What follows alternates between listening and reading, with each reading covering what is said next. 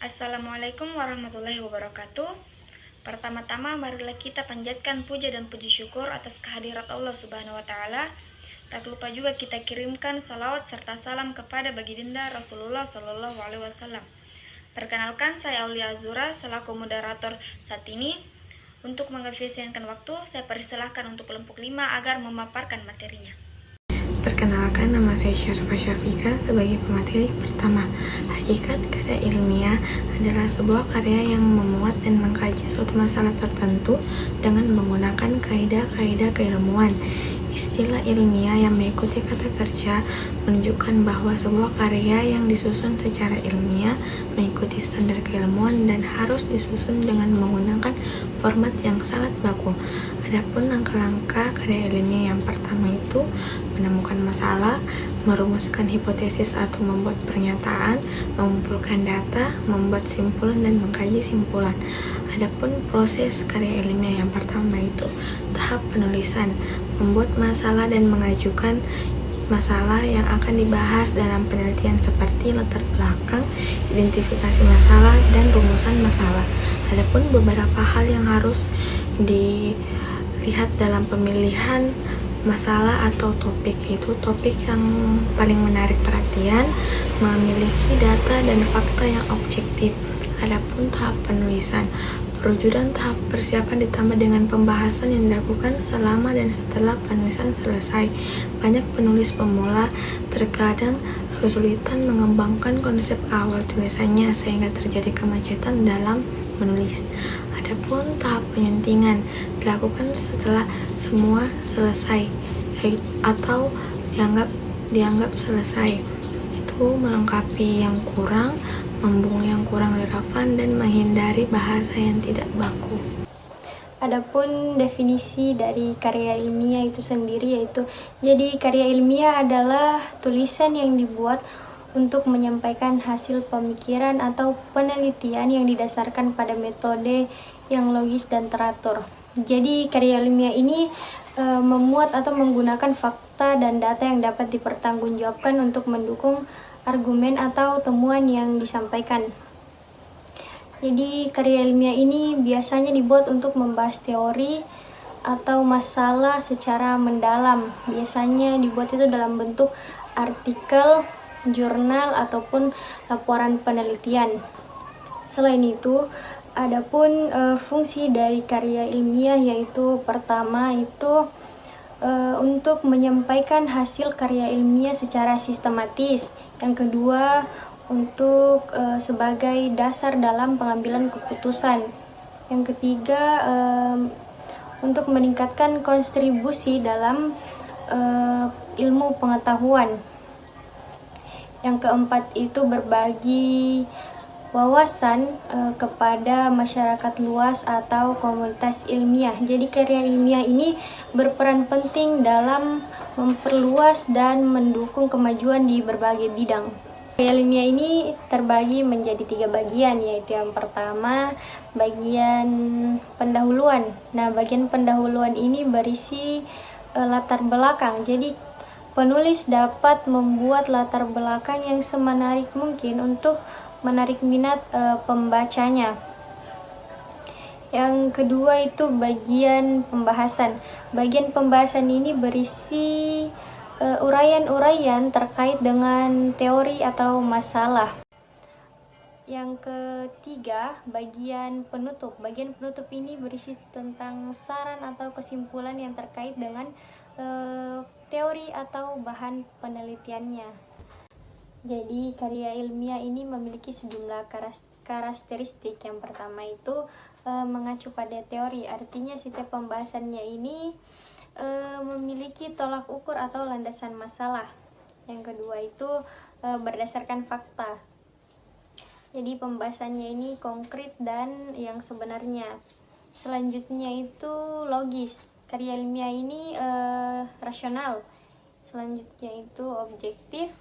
Artinya karya ilmiah ini apa adanya. Selanjutnya itu sistematis, baik penulisan maupun pembahasannya ditulis secara teliti. Selanjutnya yaitu tuntas. Jadi setiap pembahasannya ini digali sampai ke akar-akarnya.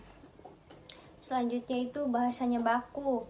Yang terakhir itu penulisannya sesuai dengan standar internasional maupun nasional. Perkenalkan, nama saya Nur Asisa dari kelompok 5 selaku pemateri ketiga. Di sini saya akan memaparkan materi mengenai jenis-jenis karya ilmiah. Jenis-jenis karya ilmiah setidaknya dikelompokkan menjadi 4. Yang pertama, paper dan makalah.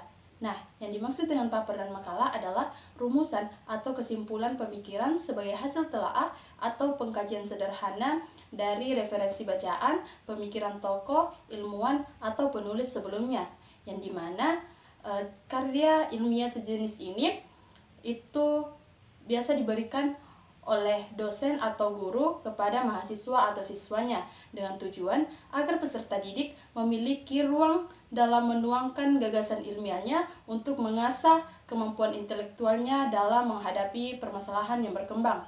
Nah, yang kedua, laporan praktikum. Laporan praktikum merupakan laporan tertulis dari serangkaian kegiatan yang telah dilakukan oleh siswa atau mahasiswa, yang dimana penulis laporan praktikum dituntun untuk menyampaikan sebuah kegiatan secara sistematis, terperinci, dan tersusun.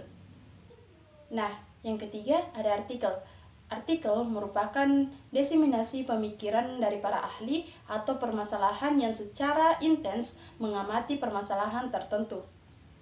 Yang keempat, tugas akhir. Baik skripsi, tesis maupun disertasi merupakan tugas karya ilmiah yang ditujukan untuk mengakhiri studi di perguruan tinggi. Tugas akhir biasanya berupa hasil penelitian di bidang tertentu yang kemudian diajukan secara lisan untuk memperoleh derajat kelulusan atau kelayakan karya tersebut. Baik, saya akan menjelaskan sistematika penulisan karya ilmiah. Sistematika penulisan karya ilmiah yaitu kerangka atau struktur yang digunakan untuk menyusun karya ilmiah. Adapun contoh sistematika penulisan karya ilmiah yang terdiri dari 2 bagian. Yang pertama bagian awal dan yang kedua bagian inti.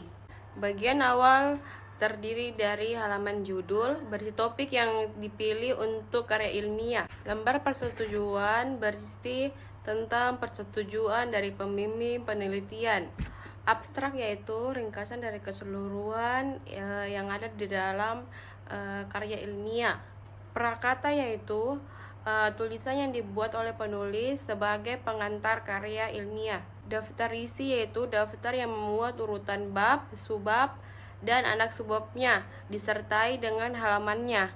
Daftar tabel yaitu daftar yang berisi tentang informasi dalam keseluruhan tabel. Daftar lampiran yaitu urutan lampiran yang berisi naskah penelitian dalam karya ilmiah. Dan yang kedua itu bagian inti. Latar belakang yaitu bagian awal yang berisi penjelasan mengenai topik penelitian. Rumusan masalah yaitu pertanyaan yang akan dicari jawabannya melalui penelitian dan pengumpulan data. Tujuan penelitian yaitu rumusan kalimat yang menunjukkan hasil sesuatu yang akan dicapai. Manfaat penelitian yaitu narasi objektif yang menggambarkan hasil penelitian setelah tujuan penelitian terpenuhi. Bab 2, kerangka teori. Landasan teori adalah yang menjelaskan teori-teori yang atau konsep dasar yang mendasari penelitian. Bab 2, kerangka teori. Landasan teori adalah yang menjelaskan teori-teori atau konsep dasar yang mendasari penelitian. Kajian hasil penelitian sejenis yaitu penelitian-penelitian terdahulu yang digunakan sebagai referensi dalam melakukan penelitian. Kerangka berpikir yaitu landasan pemikiran yang terdiri dari teori, fakta, observasi, dan kajian pustaka. Hipotesis penelitian yaitu dugaan sementara yang dilakukan oleh penelitian untuk mengajukan hubungan yang diharapkan di dalam penelitian. Terima kasih atas kesempatan yang telah diberikan kepada saya untuk memaparkan materi saya tentang metode penelitian. Yang pertama, jenis penelitian. Jenis penelitian dalam karya ilmiah adalah metode yang digunakan untuk menyelidiki rumusan masalah yang diangkat dalam penelitian. Memahami jenis penelitian untuk membantu peneliti dalam merancang dan memilih teknik yang tepat. Yang kedua, populasi dan sampel peneliti. Dalam karya ilmiah adalah keseluruhan subjek peneliti, sedangkan sampel adalah sebagian dari populasi tersebut. Populasi merupakan kumpulan elemen yang dapat digunakan untuk membuat kesimpulan, sedangkan sampel merupakan bagian dari proposal populasi yang menjadi sumber data penelitian. Yang ketiga, jenis, sumber, dan teori pengumpulan data. Jenis data. Data dibedakan menjadi dua, yaitu data primer dan data sekunder. Yang dimana data primer yang dapat dikumpulkan langsung oleh peneliti dari sumber pertama. Data primer juga disebut dengan data asli.